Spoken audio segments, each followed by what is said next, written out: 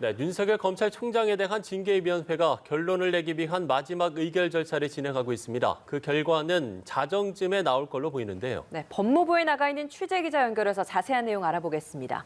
윤솔 기자 전해주시죠.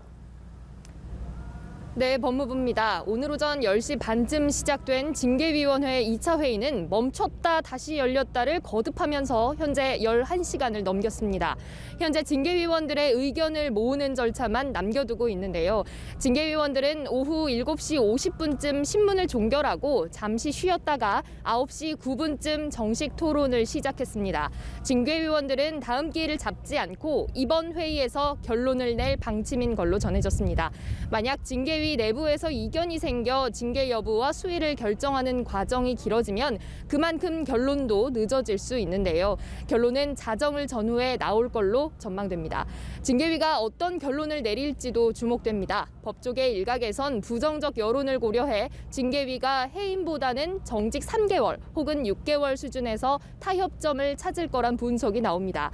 하지만 정직 6개월 결론이 나오면 임기가 7개월 남은 윤 총장에겐 해임이나 다름없는 결과입니다.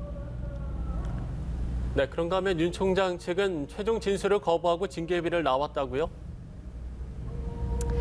네, 그렇습니다. 윤 총장 측은 징계위의 이 같은 진행에 강하게 반발했습니다. 윤 총장 측 특별 변호인단은 오후 8시 20분쯤 최종 의견 진술을 거부한 채 법무부를 나왔습니다.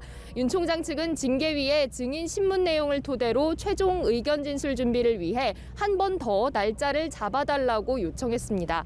오늘 갑작스럽게 증인 채택이 취소된 심재철 검찰국장의 진술서와 감찰위 녹취록 등 새로운 증거들을 살펴봐야 하고 또 오늘 이뤄진 증인신문에서 유의미한 내용이 많이 나와 살펴볼 시간이 필요하다는 이유를 들었습니다. 하지만 징계위는 신문을 종결하겠다며 이 같은 요청을 받아들이지 않은 걸로 전해졌습니다.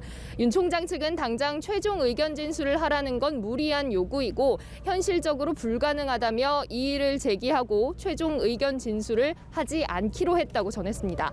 윤 총장 측은 법무부에서 이미 결론이 다 정해져 있던 게 아닌가 생각이 든다며 강하게 반발했습니다.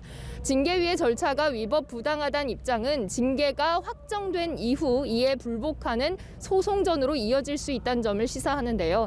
징계 결론이 나오고 나면 직무배제 당시 제기했던 소송과 마찬가지로 집행정지 신청과 징계를 받아들일 수 없다는 행정소송을 이어갈 걸로 보입니다.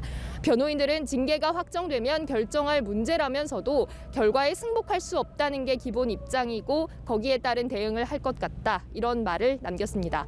지금까지 법무부에서 연합뉴스TV 윤솔입니다.